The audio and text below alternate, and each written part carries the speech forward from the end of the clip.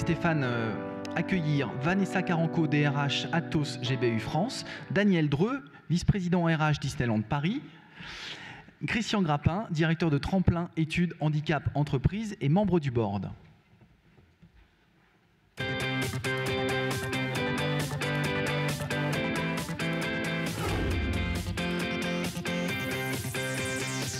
Alors, Vanessa, ma première question est pour toi. Atos est une entreprise leader de services numériques qui intervient dans tous les grands secteurs d'activité. Quels sont les nouveaux métiers qui, selon toi, peuvent intéresser les jeunes diplômés ?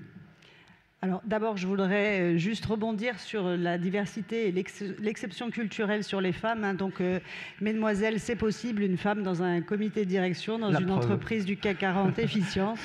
J'en suis la démonstration. Du coup, je n'ai pas écouté votre question. Bon, c'est pas grave, mais je vais la reposer. Je disais que Atos est une entreprise du secteur numérique, présente dans tous les grands secteurs d'activité. Et est-ce que tu as identifié des nouveaux métiers qui peuvent intéresser les jeunes diplômés ?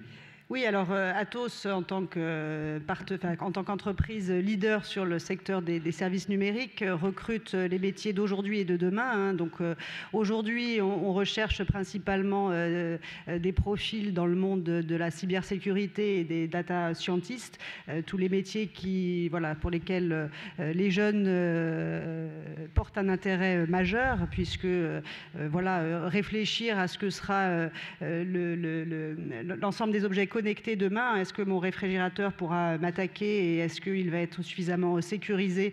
Voilà, c'est des sujets passionnants qui évoluent tellement vite et qui donnent lieu à des nouveaux métiers qui se développent tous les jours.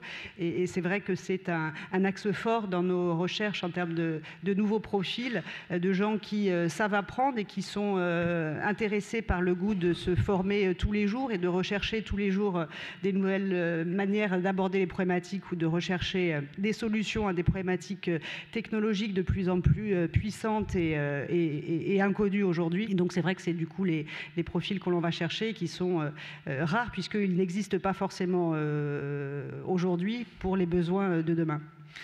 Quels enjeux pour 2016 en termes de recrutement, de stages et d'alternants ?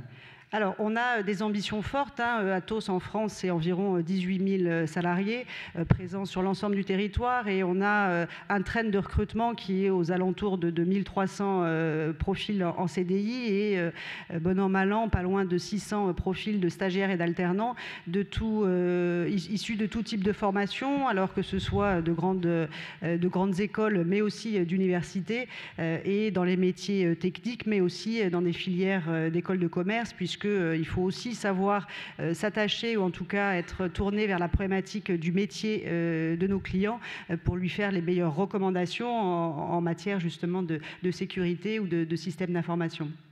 Merci. Daniel, tout le monde connaît la magie Disneyland Paris, mais comment pourriez-vous définir la culture d'entreprise qui vous caractérise ? Bonjour à tous.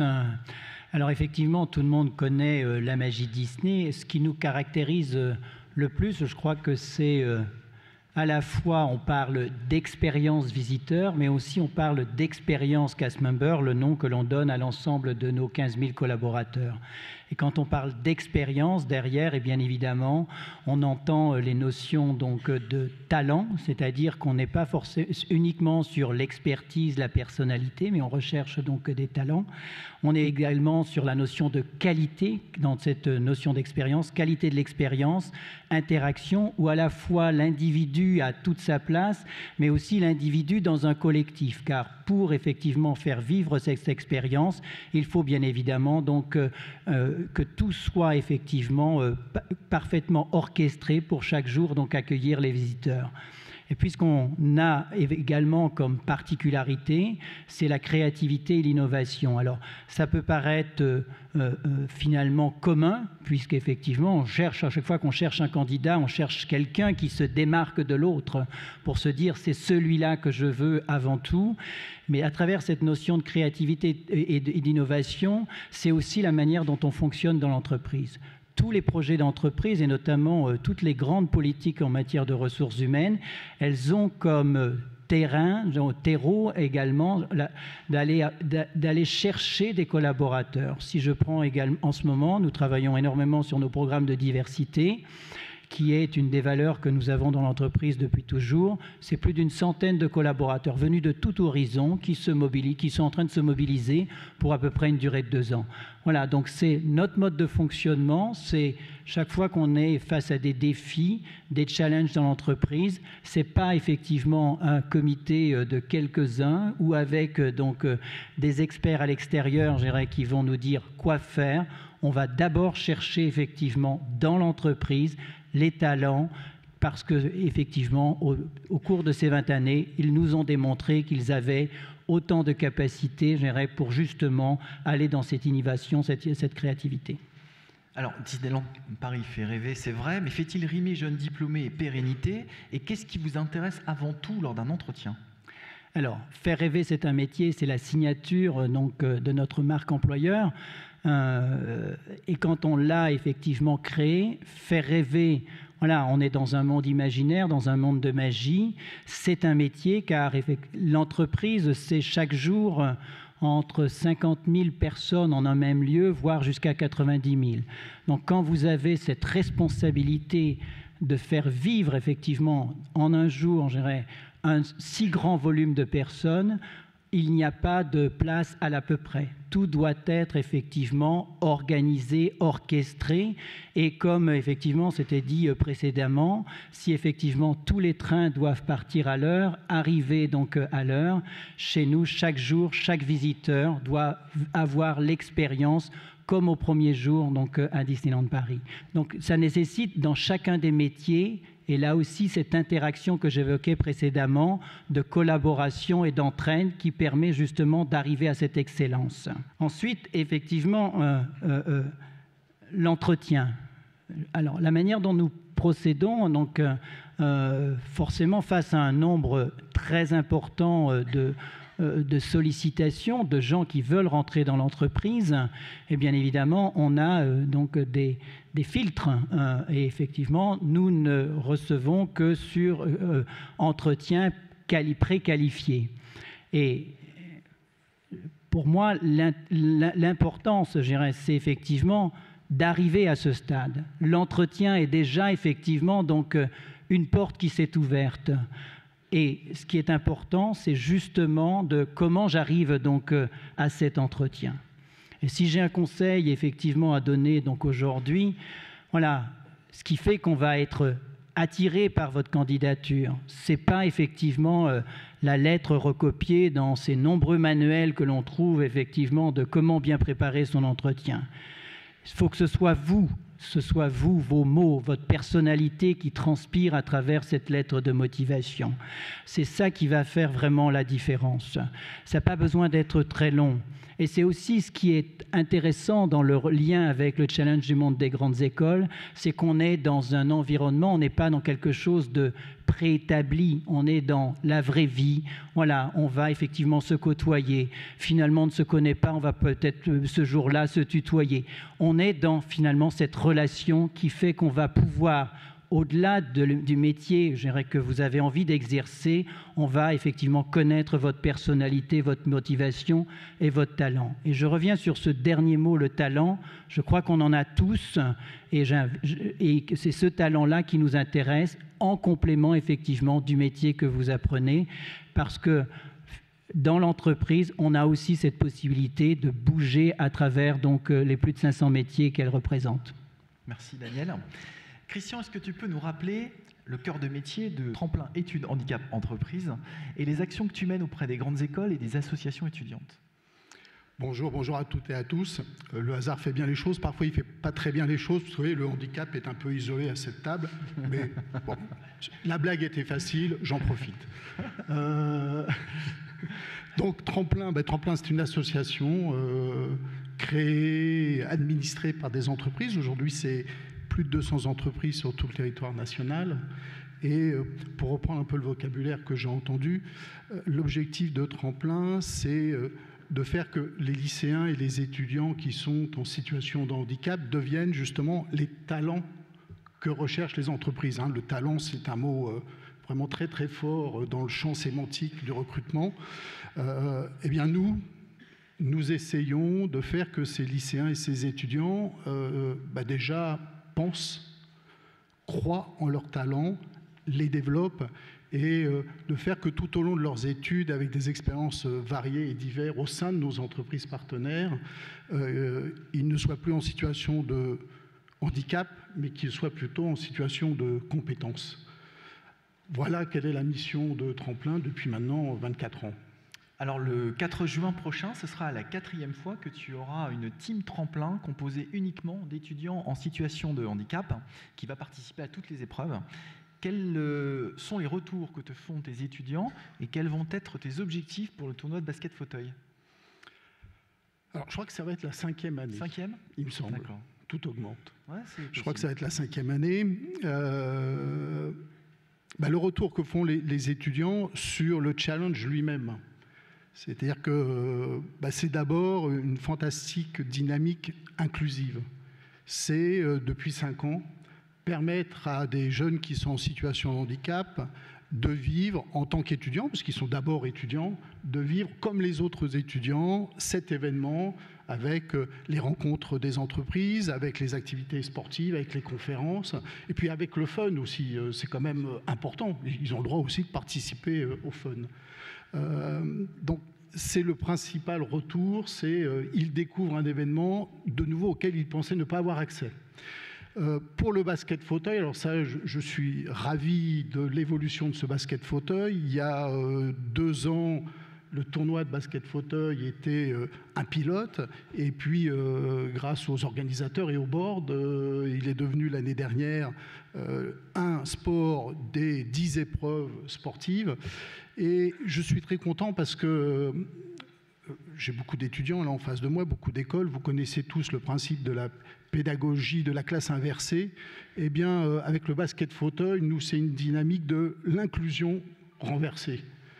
Ça veut dire quoi? Ça veut dire que ce sont des jeunes handisportifs qui disent « Allez, ouvrons nos portes à ceux qui ne sont pas en situation de handicap, permettons-les de participer à un sport auquel ils ne participent pas forcément, et puis que le meilleur gagne. » Et c'est effectivement que le meilleur gagne. Alors la première année, l'équipe Tremplin avait gagné, on en était ravis. L'année dernière, ce n'est pas l'équipe Tremplin qui a gagné, je crois que c'était Nanterre, et on en est ravis aussi. C'est-à-dire que ceux qui ne sont pas en situation de handicap ont le droit de gagner, évidemment, le tournoi de basket fauteuil. Voilà ce que j'appelle l'inclusion renversée. Merci Christian. Stéphane, un mot sur ce que nous mettons en œuvre en termes de sensibilisation au handicap, avec Christian, avec Riyad Salem également, qui n'a pu être présent ce matin, mais que je voulais saluer, et avec les entreprises qui sont à nos côtés. Oui, bien sûr, c'est un élément auquel je suis sensible. Venant de l'athlétisme, c'est peut-être l'un des sports les plus inclusifs en la matière, puisque déjà dans le milieu des années 90, quand j'allais faire des meetings à Zurich, à Lausanne ou ailleurs, ou en France, il y avait des épreuves fauteuil qui étaient intégrées dans le programme du meeting valide. Donc c'était une habitude déjà, et c'était il y a 20 ans. Donc pour vous dire, j'ai vu au championnat du monde en 2003 au Stade de France 70 000 personnes se lever pour la victoire sur 1500 mètres en fauteuil roulant d'un Français. Donc je me souviens de ça, et je vois à quel point ça peut être un facteur important. Ce qui me plaît dans ce que met en œuvre le Challenge du monde des écoles et des universités, c'est la sensibilisation, plus qu'au handicap, à la notion de situation de handicap. Et c'est vrai que la première fois que j'ai entendu ce mot-là, situation de handicap, j'ai pensé que c'était une formule politiquement correcte. Et en fait, j'ai mesuré un peu plus, grâce au Challenge du monde des grandes écoles et à l'épreuve en fauteuil ouverte, la notion de situation de handicap. Et je crois que de sensibiliser des étudiants qui vont avoir des responsabilités importantes dans les années à venir sur ces questions-là très tôt, sur la notion de situation de handicap, en leur permettant de participer, en se rendant compte que les handicapés, finalement, dans cette situation-là, ne sont pas ceux à qui on pense, permet de réfléchir à cette notion-là. Et il y a des obstacles, bien sûr, pour certains handicaps, parce que derrière le mot handicap, il y a une diversité là aussi très très importante. Mais les obstacles techniques, je pense, ne sont pas aussi importants que les obstacles psychologiques dans l'appréhension de cette dimension-là. Et quand on a compris ça, on peut voir toutes les compétences derrière au lieu de voir le handicap.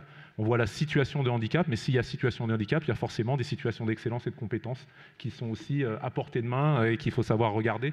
Donc je trouve que c'est une expérience formidable.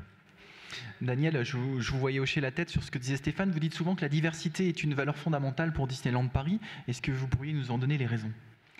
Alors déjà, quand on regarde comment est constituée l'entreprise, c'est, je l'évoquais, 15 000 collaborateurs, c'est plus de 500 métiers, c'est plus de 100 nationalités, c'est une vingtaine de langues parlées.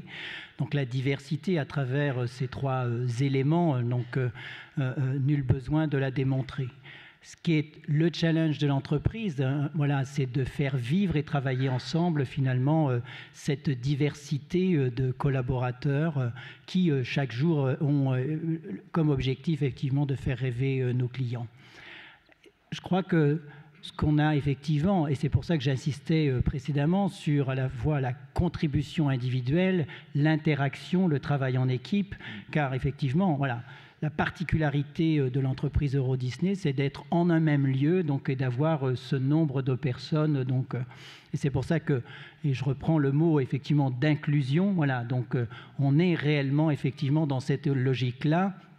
Et pour aller même plus loin, voilà, donc normalement, tous les collaborateurs de la DRH ont effectivement dans la notion américaine donc le mot inclusion donc dans leur titre donc métier, parce que c'est effectivement donc quelque chose donc auquel on est très attaché. Mais là aussi un certain nombre d'initiatives qui permettent de dynamiser cela dans l'entreprise. Nous avons en 2008 fait une grande enquête sur donc la discrimination donc dans l'entreprise, donc et nous avons là été interroger les collaborateurs et plus de 6000 d'entre eux donc, ont répondu. Et nous avons ensuite, là aussi, avec des salariés venant de tout horizon, travaillé sur un livre blanc pour faire progresser, bien évidemment, ce sujet dans l'entreprise. Et actuellement, voilà, nous venons de terminer la présentation d'une très grande pièce de théâtre sur la diversité et l'inclusion. Et j'ai un groupe à peu près aujourd'hui d'une centaine de personnes, là aussi, qui travaillent sur un référentiel donc laïcité donc dans l'entreprise et qui là est également donc sur le développement d'une compétence managériale en matière de diversité, car voilà, je pense que ce sont toutes ces initiatives qui permettent de faire progresser effectivement ce vivre et travailler ensemble qui est de plus en plus à la fois mis en exergue dans les médias, mais qui est quand même assez parfois compliqué à faire vivre dans les entreprises. Vous évoquiez justement les 500 métiers du groupe. Comment faites-vous pour les faire connaître et développer votre marque employeur ? Alors, effectivement, 500 métiers et chaque année, on a un volume de recrutement assez important, à la fois en CDI et en CDD, un certain nombre de stages, donc une politique d'alternance qui fait que nous avons environ, là aussi, besoin de à peu près 600 personnes. Eh bien, chaque année, effectivement, l'équipe de recrutement va effectivement à la fois faire un certain nombre de casting tours, comme on les appelle donc en Europe, puisque nous recrutons à la fois donc en France, dans un certain nombre de grandes villes, mais aussi donc en Europe, puisque une des particularités, si effectivement nous sommes une centaine de nationalités et plus de 20 langues parlées, c'est parce qu'effectivement nous accueillons des visiteurs du monde entier et principalement bien évidemment donc de l'Europe. Donc nécessité là effectivement de pouvoir être en interaction avec eux et parler une langue étrangère, en parler d'eux, voilà, c'est aussi un atout en plus bien évidemment de l'expertise métier que l'on a acquis. Donc, à la fois, effectivement, donc, ces casting tours, mais également, à travers notre marque employeur, une digitalisation assez forte de nos processus de recrutement, à travers, bien évidemment, tous nos outils qui permettent à la fois de poster sa candidature, qu'elle puisse être filtrée, et bien évidemment, ensuite, vous venez donc en entretien pour confirmer. L'entretien est plus une confirmation, finalement, donc, par rapport, effectivement, à ce que votre candidature précédente. Merci. Vanessa, les politiques RH qu'Atos propose aux jeunes diplômés sont-elles aussi innovantes que les technologies que tu développes pour tes clients ? Alors, oui, enfin, on mène un certain nombre d'initiatives depuis plusieurs années autour du Wellbeing at Work, qui est une façon de travailler autour de l'équilibre vie privée et vie professionnelle. Et on entend parler des générations Y depuis maintenant quelques années qui poursuivent cet objectif de se dire oui au monde de l'entreprise et oui à ma trajectoire de carrière, mais je ne veux pas que ça se fasse au détriment d'un épanouissement personnel. Donc, du coup, on a travaillé sur l'ensemble de nos politiques RH pour, voilà, avec cette ambition-là de toujours être innovant en matière de propositions RH à destination de l'ensemble de nos collaborateurs, qu'ils soient jeunes ou moins jeunes. Puisque dans les métiers de l'IT, comme les nôtres, du service, il faut tout autant des jeunes diplômés que des experts et des seniors, d'une pour réaliser le bon compagnonnage et le bon tutorat, mais aussi pour apporter l'expertise et la rigueur et des jeunes talents pour voilà, amener cet esprit d'innovation qui est nécessaire à des entreprises comme les nôtres. Donc les initiatives autour de programmes Wellbeing at Work sont divers. C'est la possibilité de réaliser du télétravail, c'est le développement de réseaux internes d'entreprise pour capitaliser sur la nouvelle manière de travailler. Donc le réseau social interne d'entreprise, c'est du Facebook à la professionnelle, mais qui permet de faire tomber les hiérarchies existantes par le passé et qui nous impose à nous, à l'intérieur, de réfléchir différemment à la manière de gérer et de manager hiérarchiquement l'ensemble de nos équipes. Donc des programmes aussi de formation ambitieux, mais ça c'est pas, j'ai envie de dire, c'est pas différenciant dans les métiers du numérique, parce que si on n'est pas en capacité d'offrir des formations qui permettent à nos équipes de rester up-to-date, c'est qu'on n'a pas bien compris ce qu'était notre métier. Néanmoins, le caractère innovant de ces efforts que l'on fait en matière de formation, c'est que l'on offre un panel et un champ des possibles important à nos équipes, et ça ne passe par aucun process de validation managériale interne, c'est à la carte, c'est un catalogue qui est proposé, et on se doit, nous, d'être là en termes de RH pour offrir le plus d'opportunités possibles, et en évoquant à nos équipes que finalement la trajectoire de carrière et leur développement, on va le co-construire ensemble. Et c'est un peu ça, à mon sens, le caractère innovant d'une politique RH chez Atos. Atos est aussi le partenaire informatique des Jeux Olympiques et des Jeux Paralympiques. Exactement. Et donc ta présence ici au CNESF est donc complètement naturelle, comme le sera, j'imagine, ta présence le 4 juin prochain au 2e Challenge du monde des grandes écoles et universités pour Atos. Oui, alors moi, je ne ferai pas le 800 mètres de fond, je ne pense pas que j'y arriverai. C'est 10 km en plus. Oui, non, effectivement, Atos est partenaire des JO paralympiques et des JO traditionnels depuis de nombreuses années. On y est très attaché. On développe un certain nombre de projets autour de l'accompagnement et des partenariats avec des entreprises qui favorisent l'intégration du handicap dans l'entreprise. On organise une semaine du handicap, parce que c'est vrai, il faut faire venir le handicap et sensibiliser et expliquer ce qu'est le handicap visible ou non visible. Donc on est très attaché à tous ces événements-là.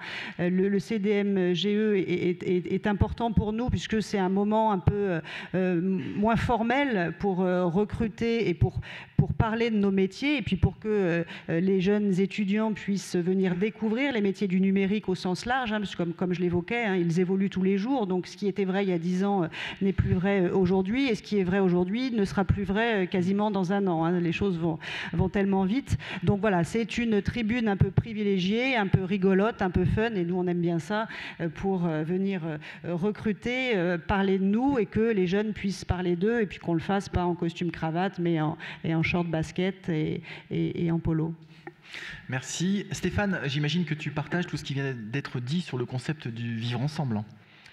Oui, évidemment, je l'ai dit à plusieurs reprises, donc je ne vais pas me contredire maintenant. C'est toute la force, c'est tout ce qui fait le succès du challenge, c'est tout ce qui fait aussi que des entreprises y sont fidèles, que de nouvelles viennent aussi le rejoindre, et ça fait 8 ans que ça dure. Merci à tous. Nous allons passer à la 3e et dernière table ronde. Stéphane, tu restes à mes côtés.